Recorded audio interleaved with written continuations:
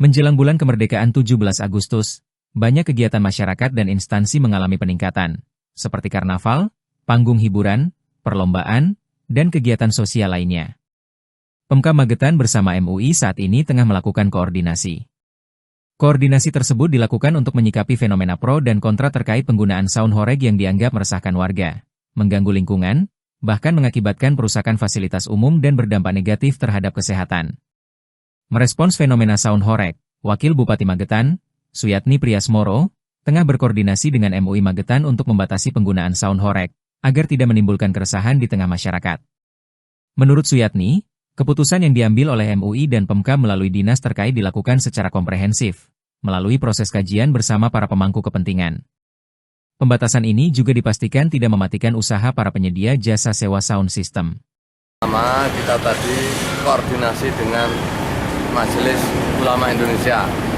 Ada keluhan dari masyarakat, misalnya dari soal sound horeg itu. Kalau secara teknis apa dan dampaknya dan sebagainya, tolong nanti yang mengkaji instansi teknis, misalnya seperti dinas kesehatan, lingkungan hidup atau apa gitu, misalnya seperti itu. Tapi kita dari sisi keagamaan, misalnya bagaimana pandangannya MUI, saya mohon tadi MUI juga berkoordinasi dengan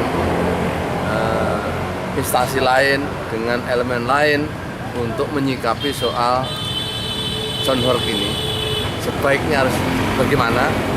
Pada akhirnya keputusan MUI itu yang komprehensif karena melibatkan semua pemangku kepentingan tadi, pemerintah dan siapapun warga masyarakat juga bagaimana patuh kepada putusan MUI itu apa. Nah, karena baru hari ini kita komunikasinya, kita tunggu dulu supaya MUI melakukan proses kajian-kajian ke arah ke sana.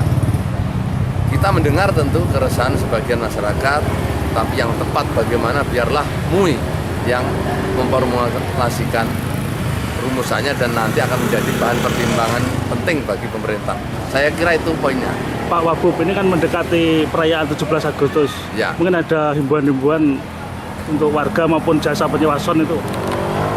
Ya, saya kira kalau dari sisi misalnya soal sound dan sebagainya, bahkan penyelenggara kegiatan itu juga, kita harus memikirkan dari sisi timing, dari sisi kira-kira tingkat kebisingan dan sebagainya, apakah bisa diukur secara patut, secara pas dan sebagainya. Intinya jangan juga kita melaksanakan perayaan HUT kemerdekaan itu juga akan menimbulkan gangguan yang berdampak tidak baik untuk lingkungan sekitarnya.